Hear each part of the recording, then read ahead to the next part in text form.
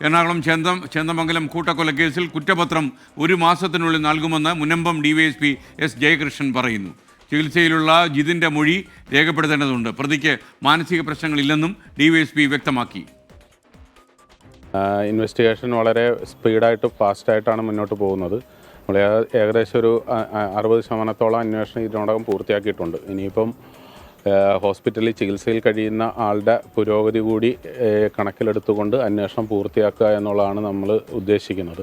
പരമാവധി വേഗത്തിൽ പൂർത്തിയാക്കുന്നതിന് വേണ്ടിയിട്ട് ഉള്ള നിർദ്ദേശമുണ്ട്. അതനുസരിച്ച് നമ്മൾ 1 മാസത്തിനുള്ളിലെങ്കിലും അന്വേഷണം പൂർത്തിയാക്കണമെന്നുള്ള ഒരു ടാർഗറ്റുമായിട്ടാണ് ഇപ്പോൾ മുന്നോട്ട് പോകുന്നത്. ചോദ്യം ചെയ്യലിനോട് സഹകരിക്കുന്നുണ്ട്. പ്രത്യേകിച്ചൊരു കുറ്റബോധം ഉള്ളതായിട്ട് നമ്മുടെ ആളുടെ പെരുമാറ്റത്തിൽ നമുക്ക് മനസ്സിലായിട്ടില്ല. പിന്നെ ആൾക്ക് പ്രത്യേകിച്ച് മാനസിക പ്രശ്നങ്ങളൊന്നും ഉള്ളതായിട്ടും നമ്മുടെ ഇതുവരെയുള്ള ചോദ്യം ചെയ്യലിലും നമ്മുടെ പരിശോധനകളിലും ഒന്നും വെളിവായിട്ടില്ല. ചേന്ദമംഗലത്ത് വിഷ്ണു സുരേഷ് ചേരുന്നു. വിഷ്ണു, വിവരങ്ങൾ എന്തൊക്കെയാണ്, അപ്ഡേറ്റ്സ്? SK അന്വേഷണം എത്രയും പെട്ടെന്ന് പൂർത്തിയാക്കി കുറ്റപത്രം സമർപ്പിക്കാനുള്ള ശ്രമത്തിലേക്ക് കടക്കുകയാണ് പോലീസ്. 60% അന്വേഷണം പൂർത്തിയായിട്ടുണ്ട്. പ്രതിയെ എത്തിച്ച് തെളിവെടുപ്പ് നടത്തുക എന്ന ദൗത്യവും ഇന്ന് പൂർത്തിയാക്കി. ഇനി ഉള്ളത് ജിതിൻ്റെ മൊഴിയെടുക്കുക എന്നുള്ളതാണ്. ജിതിനെ മുറിയിലേക്ക് മാറ്റി ജിതിൻ്റെ ആരോഗ്യനില സ്റ്റേബിളായ ശേഷം മൊഴി രേഖപ്പെടുത്തും എന്നാണ് പോലീസിൽ നിന്ന് ലഭിക്കുന്ന വിവരം. ഇന്നലെ ഏറ്റവും നിർണായകമായ ഒരു നടപടി കേസുമായി ബന്ധപ്പെട്ടുണ്ടായത് ഈ കേസിലെ ദൃക്സാക്ഷികളായ 2 കുട്ടികളുടെ 7ഉം 9ഉം വയസ്സുള്ള കുട്ടികളുടെ മൊഴി പോലീസ് രേഖപ്പെടുത്തിയിട്ടുണ്ട്. ഈ കേസിലെ ഏറ്റവും പ്രധാനപ്പെട്ട മൊഴിയും അതുതന്നെയാണ്. പ്രൈം വിറ്റ്നസ് ആണ്.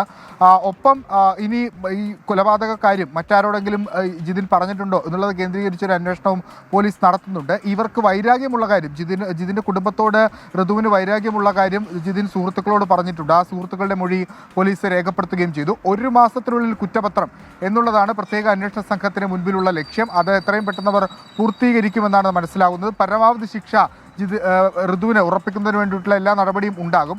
ഇയാൾ മാനസിക രോഗിയാണ് എന്ന തരത്തിലൊരു ചിത്രം പ്രചരിപ്പിക്കാൻ ഇയാളുടെ കുടുംബമടക്കം ശ്രമിച്ചിരുന്നു. എന്നാൽ അത്തരത്തിലുള്ള മാനസിക പ്രശ്നങ്ങളൊന്നും ഈ ഋതുവിനില്ല. മറിച്ച് ഇയാൾ ലഹരിക്കടിമയായിരുന്നു. അതുമായി ബന്ധപ്പെട്ടുള്ള ചില ചികിത്സകളൊക്കെ തേടിയിട്ടുണ്ട് എന്ന് മാത്രമാണ് പോലീസിൽ നിന്ന് ലഭിക്കുന്ന വിവരം. അതിൻ്റെ ഒരു ആനുകൂല്യങ്ങളും ഈ കേസുമായി ബന്ധപ്പെട്ട് ഋതുവിന് ലഭിക്കില്ല എന്നും പോലീസ് ഉറപ്പിക്കുന്നുണ്ട്. ശാസ്ത്രീയ തെളിവുകൾ നിരത്തി തന്നെയായിരിക്കും കുറ്റപത്രം സമർപ്പിക്കുക. 1 മാസത്തിനുള്ളിൽ കുറ്റപത്രം സമർപ്പിക്കും. എത്രയും പെട്ടെന്ന് വിചാരണ വിചാരണ നടപടികൾ പൂർത്തിയാക്കി പരമാവധി ശിക്ഷ പ്രതിക്ക് ഉറപ്പാക്കുമെന്ന് പോലീസ് പറയുകയും ചെയ്യുന്നുണ്ട്. Okay, thank you Vishnu Suresh.